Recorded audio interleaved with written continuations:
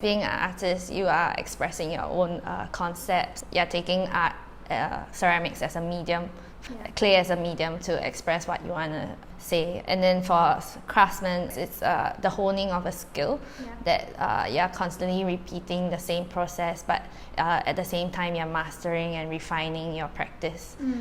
Hi, I'm Daisy. I'm a ceramic artist in Singapore. I currently work at the Potter's Guild as a studio manager and instructor. So I first started ceramics when I was in School of the Arts, and then later on I went to Taiwan to further my studies in crafts and design.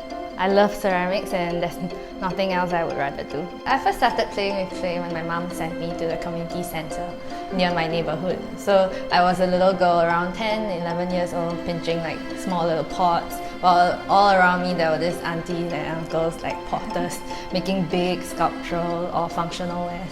So I think my next question would be about the different aspects and techniques to pottery, right? It's not just the throwing and the molding, there's so much more to it. Yeah.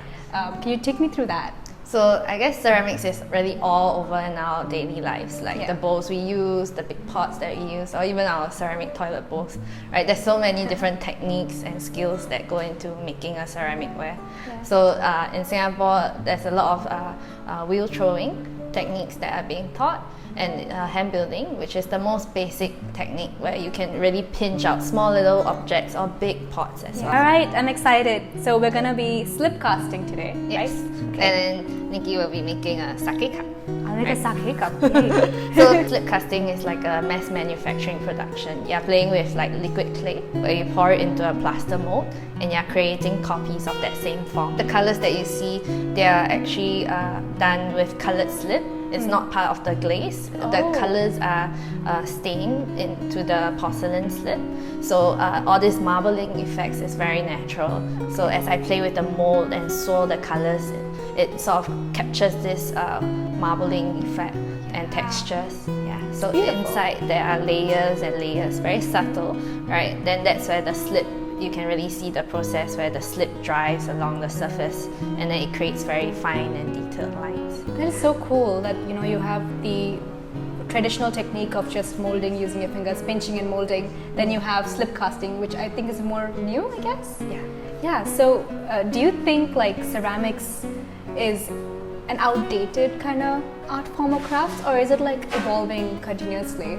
I think ceramics is always evolving, right? We always look back and research on those traditional techniques and forms that inspire us to continue making more. So as a young ceramic artist, I come in with a different take on like slip casting, and I just like the aspect of like adding colors and like playing with the material. It brings me joy and calm. So pottery, ceramics, it's seen as a craft, an art, right? So I was thinking about this. What do you think, in your opinion, is the difference between being an artist when it comes to ceramics and being a craftsman? Do you think there's a difference? I think there is a slight difference. They overlap some parts of it.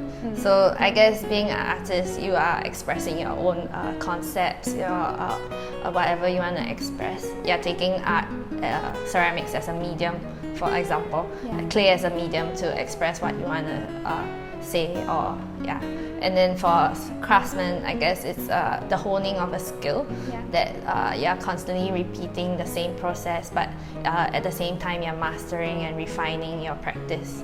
So like I guess being a ceramic artist, you have to take both sides of it. Over the years, a lot of people are getting more interested in pottery. So as a pottery studio, it's great to like just give them this space and environment that they can learn. Yeah, and a lot of people, when they first come, they would think that it's a very difficult thing to master, right? Where you see all those big pots on like videos of potters, right? So now that they got to experience it, actually most of them really fell in love with it and then continued classes with us. Singapore still inspires me as well. There are moments where we look up from our phone, when we take a step back from our fast-paced life, that we look at the sky, and that moments of beauty still inspire me a lot. I'm trying not to lose that. I love that. That's amazing. I think I want to stop playing with clay now.